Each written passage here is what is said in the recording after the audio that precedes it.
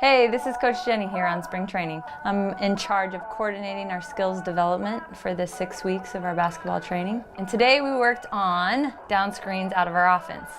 One thing we like to focus on is the screener and the receiver of the screen. The screener is vital to how the play works. Tell them to set up their cut towards the basket, towards the ball. They sprint into the screen and then they second cut to create space. So that's the screener's role. The person coming off the screen is to set up their cut, pause at the point of the screen, and then read their defender and call their cut. So they could curl cut, they could fill cut, they could basket cut, or they could fade. And they're the first cutter. So the first cutter calls her cut, and then the screener, who is then just becomes the second cutter.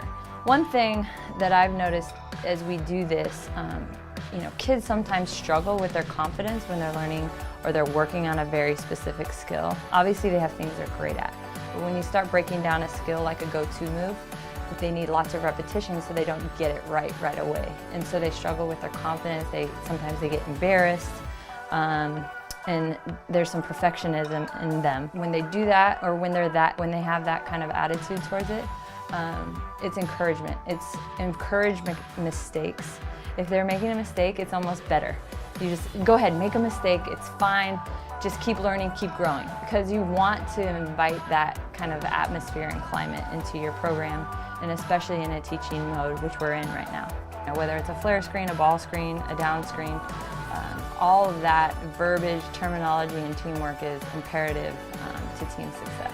Thanks for tuning in to this version of Spring Training, and we hope to see you next week.